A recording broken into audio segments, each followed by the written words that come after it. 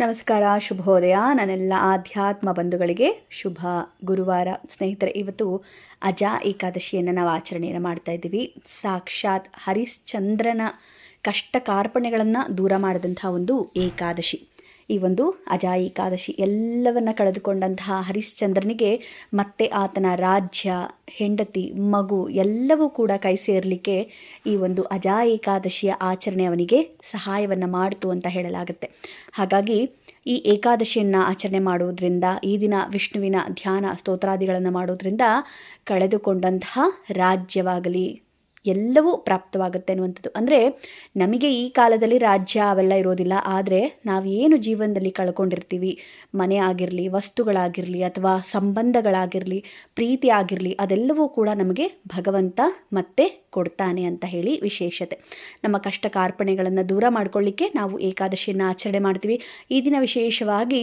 ಧನ್ವಂತರಿ ವಿಷ್ಣು ಸಹಸ್ರನಾಮ ಸ್ತೋತ್ರದಲ್ಲಿ ಆಯ್ದಂತಹ ಒಂದು ಶ್ಲೋಕವನ್ನು ನಾನು ಪಾರಣವನ್ನು ಮಾಡ್ತಾ ಇದ್ದೀನಿ. ತುಂಬ ವಿಶೇಷವಾದಂಥ ಒಂದು ಮಹಿಮೆ ಇರುವಂಥ ಒಂದು ಶ್ಲೋಕ ಇದು. ತಾವು 18 ನಿಮಿಷ ಈ ಒಂದು ಶ್ಲೋಕವನ್ನು ಕೇಳಿಸ್ಕೊಳ್ಳಿ. ಶ್ರದ್ಧಾ ಭಕ್ತಿಯಿಂದ ಮಹಾವಿಷ್ಣುವಿನಲ್ಲಿ ಪ್ರಾರ್ಥನೆಯನ್ನು ಮಾಡ್ತಾ, ನಮ್ಮ ಕಷ್ಟ ಕಾರ್ಪಣ್ಯಗಳೆಲ್ಲವನ್ನು ದೂರ ಮಾಡು ಭಗವಂತ ಅಂತ ಹೇಳಿ ಪ್ರಾರ್ಥನೆಯನ್ನು ಮಾಡ್ತಾ ಶ್ಲೋಕ ಪಾರಣವನ್ನು ಮಾಡಿ. ಡಿಸ್ಕ್ರಿಪ್ಷನಲ್ಲಿ ಶ್ಲೋಕವನ್ನು ಕೊಟ್ಟಿರ್ತೀನಿ, ನನ್ನ ಜೊತೆ ಪಾರಾಯಣ ಮಾಡುವಂಥವರು ಮಾಡಬಹುದು. ಪದ್ಮನಾಭಃ ಪದ್ಮನಿಧಿಃ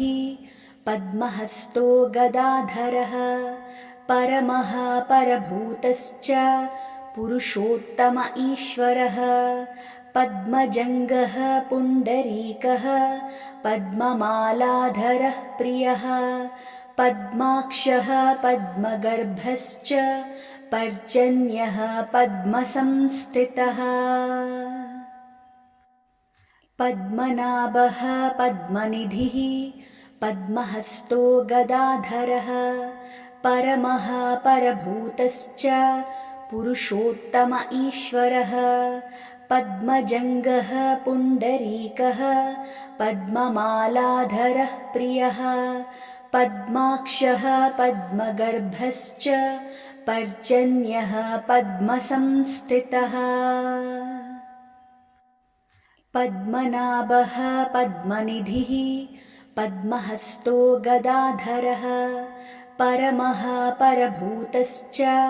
ಪುರುಷೋತ್ತಮ ಈಶ್ವರಃ ಪದ್ಮಜಂಗಃ ಪುಂಡರೀಕಃ ಪದ್ಮಮಾಲಾಧರಃ ಪ್ರಿಯಃ ಪದ್ಮಾಕ್ಷಃ ಪದ್ಮಗರ್ಭಶ್ಚ ಪರ್ಜನ್ಯಃ ಪದ್ಮಸಂಸ್ಥಿತಃ. ಪದ್ಮನಾಭಃ ಪದ್ಮನಿಧಿಃ ಪದ್ಮಹಸ್ತೋ ಗದಾಧರಃ ಪರಮಃ ಪರಭೂತಶ್ಚ ಪುರುಷೋತ್ತಮ ಈಶ್ವರಃ ಪದ್ಮಜಂಗಃ ಪುಂಡರೀಕಃ ಪದ್ಮಮಾಲಾಧರಃ ಪ್ರಿಯಃ ಪದ್ಮಾಕ್ಷಃ ಪದ್ಮಗರ್ಭಶ್ಚ ಪರ್ಜನ್ಯಃ ಪದ್ಮಸಂಸ್ಥಿತಃ. ಪದ್ಮನಾಭಃ ಪದ್ಮನಿಧಿಃ ಪದ್ಮಹಸ್ತೋ ಗದಾಧರಃ ಪರಮಃ ಪರಭೂತಶ್ಚ ಪುರುಷೋತ್ತಮ ಈಶ್ವರಃ ಪದ್ಮಜಂಗಃ ಪುಂಡರೀಕಃ ಪದ್ಮಮಾಲಾಧರಃ ಪ್ರಿಯಃ ಪದ್ಮಾಕ್ಷಃ ಪದ್ಮಗರ್ಭಶ್ಚ ಪರ್ಜನ್ಯಃ ಪದ್ಮಸಂಸ್ಥಿತಃ. ಪದ್ಮನಾಭಃ ಪದ್ಮನಿಧಿಃ ಪದ್ಮಹಸ್ತೋ ಗದಾಧರಃ ಪರಮಃ ಪರಭೂತಶ್ಚ ಪುರುಷೋತ್ತಮ ಈಶ್ವರಃ ಪದ್ಮಜಂಗಃ ಪುಂಡರೀಕಃ ಪದ್ಮಮಾಲಾಧರಃ ಪ್ರಿಯಃ ಪದ್ಮಾಕ್ಷಃ ಪದ್ಮಗರ್ಭಶ್ಚ ಪರ್ಜನ್ಯಃ ಪದ್ಮಸಂಸ್ಥಿತಃ. ಪದ್ಮನಾಭಃ ಪದ್ಮನಿಧಿಃ ಪದ್ಮಹಸ್ತೋ ಗದಾಧರಃ ಪರಮಃ ಪರಭೂತಶ್ಚ ಪುರುಷೋತ್ತಮ ಈಶ್ವರಃ ಪದ್ಮಜಂಗಃ ಪುಂಡರೀಕಃ ಪದ್ಮಮಾಲಾಧರಃ ಪ್ರಿಯಃ ಪದ್ಮಾಕ್ಷಃ ಪದ್ಮಗರ್ಭಶ್ಚ ಪರ್ಜನ್ಯಃ ಪದ್ಮಸಂಸ್ಥಿತಃ. ಪದ್ಮನಾಭಃ ಪದ್ಮನಿಧಿಃ पद्महस्तो गदाधरः परमः परभूतश्च पुरुषोत्तम ईश्वरः पद्मजङ्गः पुण्डरीकः पद्ममालाधरः प्रियः पद्माक्षः पद्मगर्भश्च पर्जन्यः पद्मसंस्थितः पद्मनाभः पद्मनिधिः पद्महस्तो गदाधरः परमः परभूतश्च पुरुषोत्तम ईश्वरः पद्मजङ्गः पुण्डरीकः पद्ममालाधरः प्रियः पद्माक्षः पद्मगर्भश्च पर्जन्यः पद्मसंस्थितः पद्मनाभः पद्मनिधिः पद्महस्तो गदाधरः परमः परभूतश्च पुरुषोत्तम ईश्वरः पद्मजङ्गः पुण्डरीकः पद्ममालाधरः प्रियः पद्माक्षः पद्मगर्भश्च पर्जन्यः पद्मसंस्थितः पद्मनाभः पद्मनिधिः पद्महस्तो गदाधरः परमः परभूतश्च पुरुषोत्तम ईश्वरः पद्मजङ्गः पुण्डरीकः पद्ममालाधरः प्रियः पद्माक्षः पद्मगर्भश्च पर्जन्यः पद्मसंस्थितः पद्मनाभः पद्मनिधिः पद्महस्तो गदाधरः परमः परभूतश्च पुरुषोत्तम ईश्वरः पद्मजङ्गः पुण्डरीकः पद्ममालाधरः प्रियः पद्माक्षः पद्मगर्भश्च पर्जन्यः पद्मसंस्थितः पद्मनाभः पद्मनिधिः पद्महस्तो गदाधरः परमः परभूतश्च पुरुषोत्तम ईश्वरः पद्मजङ्गः पुण्डरीकः पद्ममालाधरः प्रियः पद्माक्षः पद्मगर्भश्च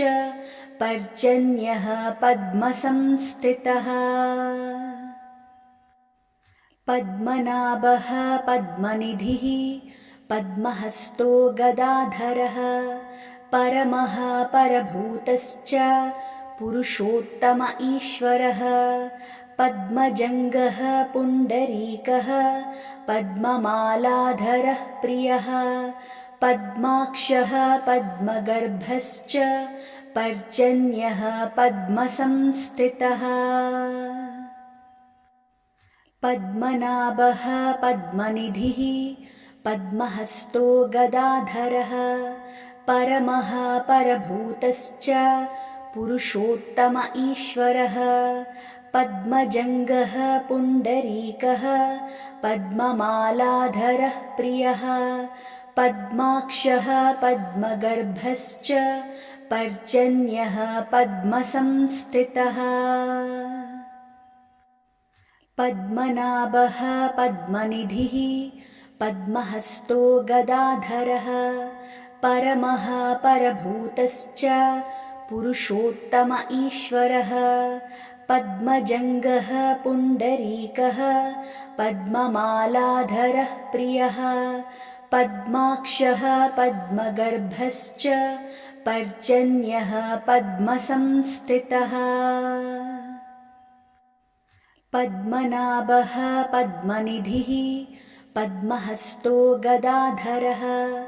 परमः परभूतश्च पुरुषोत्तम ईश्वरः पद्मजङ्गः पुण्डरीकः पद्ममालाधरः प्रियः पद्माक्षः पद्मगर्भश्च पर्जन्यः पद्मसंस्थितः पद्मनाभः पद्मनिधिः पद्महस्तो गदाधरः परमः परभूतश्च पुरुषोत्तम ईश्वरः पद्मजङ्गः पुण्डरीकः पद्ममालाधरः प्रियः पद्माक्षः पद्मगर्भश्च पर्जन्यः पद्मसंस्थितः पद्मनाभः पद्मनिधिः पद्महस्तो गदाधरः परमः परभूतश्च पुरुषोत्तम ईश्वरः पद्मजङ्गः पुण्डरीकः पद्ममालाधरः प्रियः पद्माक्षः पद्मगर्भश्च पर्जन्यः पद्मसंस्थितः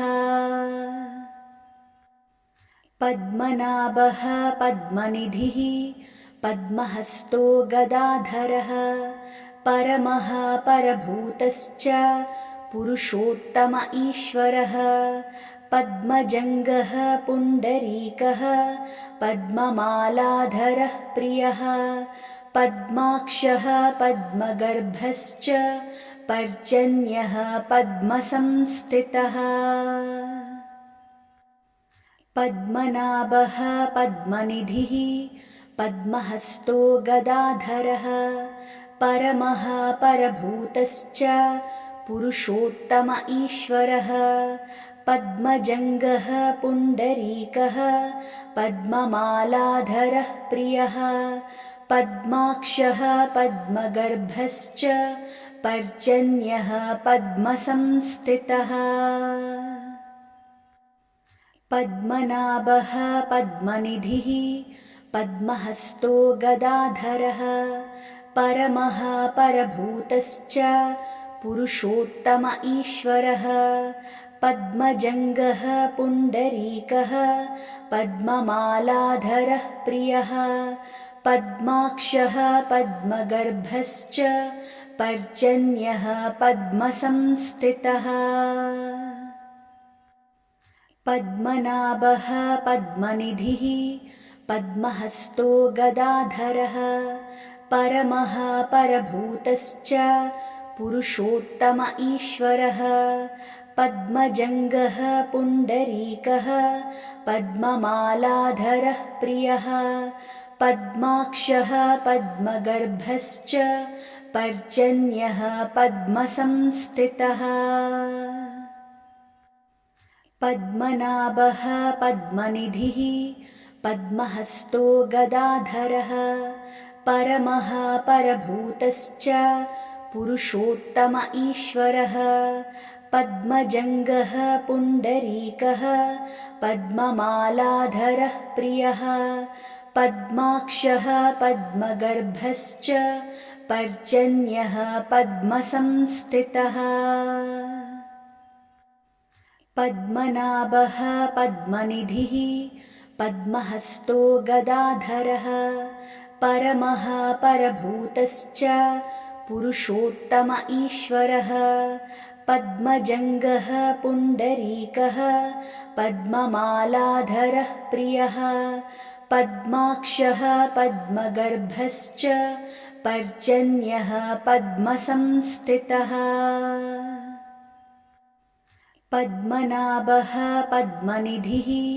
पद्महस्तो गदाधरः परमः परभूतश्च पुरुषोत्तम ईश्वरः पद्मजङ्गः पुण्डरीकः पद्ममालाधरः प्रियः पद्माक्षः पद्मगर्भश्च पर्जन्यः पद्मसंस्थितः पद्मनाभः पद्मनिधिः पद्महस्तो गदाधरः परमः परभूतश्च पुरुषोत्तम ईश्वरः पद्मजङ्गः पुण्डरीकः पद्ममालाधरः प्रियः पद्माक्षः पद्मगर्भश्च पर्जन्यः पद्मसंस्थितः पद्मनाभः पद्मनिधिः पद्महस्तो गदाधरः परमः परभूतश्च पुरुषोत्तम ईश्वरः पद्मजङ्गः पुण्डरीकः पद्ममालाधरः प्रियः पद्माक्षः पद्मगर्भश्च पर्जन्यः पद्मसंस्थितः पद्मनाभः पद्मनिधिः पद्महस्तो गदाधरः परमः परभूतश्च पुरुषोत्तम ईश्वरः पद्मजङ्गः पुण्डरीकः पद्ममालाधरः प्रियः पद्माक्षः पद्मगर्भश्च पर्जन्यः पद्मसंस्थितः पद्मनाभः पद्मनिधिः पद्महस्तो गदाधरः परमः परभूतश्च पुरुषोत्तम ईश्वरः पद्मजङ्गः पुण्डरीकः पद्ममालाधरः प्रियः पद्माक्षः पद्मगर्भश्च पर्जन्यः पद्मसंस्थितः पद्मनाभः पद्मनिधिः पद्महस्तो गदाधरः परमः परभूतश्च पुरुषोत्तम ईश्वरः पद्मजङ्गः पुण्डरीकः पद्ममालाधरः प्रियः पद्माक्षः पद्मगर्भश्च पर्जन्यः पद्मसंस्थितः पद्मनाभः पद्मनिधिः पद्महस्तो गदाधरः परमः परभूतश्च पुरुषोत्तम ईश्वरः पद्मजङ्गः पुण्डरीकः पद्ममालाधरः प्रियः पद्माक्षः पद्मगर्भश्च पर्जन्यः पद्मसंस्थितः पद्मनाभः पद्मनिधिः पद्महस्तो गदाधरः परमः परभूतश्च पुरुषोत्तम ईश्वरः पद्मजङ्गः पुण्डरीकः पद्ममालाधरः प्रियः पद्माक्षः पद्मगर्भश्च पर्जन्यः पद्मसंस्थितः पद्मनाभः पद्मनिधिः पद्महस्तो गदाधरः परमः परभूतश्च पुरुषोत्तम ईश्वरः पद्मजङ्गः पुण्डरीकः पद्ममालाधरः प्रियः पद्माक्षः पद्मगर्भश्च पर्जन्यः पद्मसंस्थितः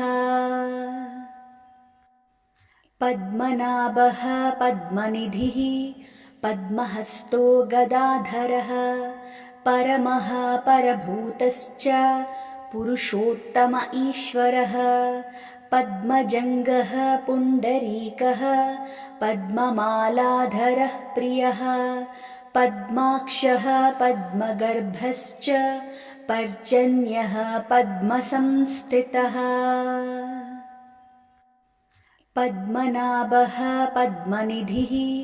पद्महस्तो गदाधरः परमः परभूतश्च पुरुषोत्तम ईश्वरः पद्मजङ्गः पुण्डरीकः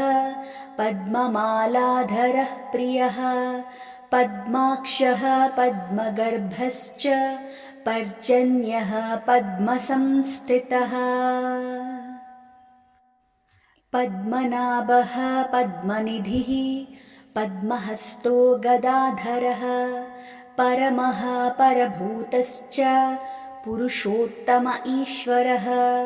पद्मजङ्गः पुण्डरीकः पद्ममालाधरः प्रियः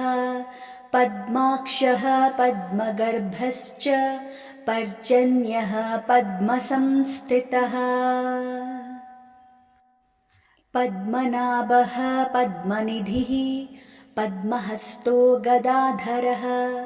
परमः परभूतश्च पुरुषोत्तम ईश्वरः पद्मजङ्गः पुण्डरीकः पद्ममालाधरः प्रियः पद्माक्षः पद्मगर्भश्च पर्जन्यः पद्मसंस्थितः पद्मनाभः पद्मनिधिः पद्महस्तो गदाधरः परमः परभूतश्च पुरुषोत्तम ईश्वरः पद्मजङ्गः पुण्डरीकः पद्ममालाधरः प्रियः पद्माक्षः पद्मगर्भश्च